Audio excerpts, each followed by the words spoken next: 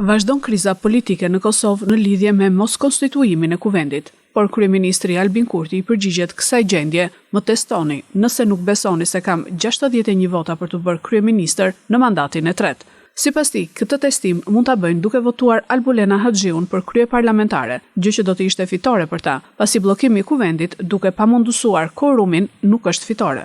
Kryeministri tha se nuk po arrin ta kuptojë opozitën dhe se çfarë saktësisht do, por janë të kënaqur që ai vazhdon të jetë në postin e kryeministrit.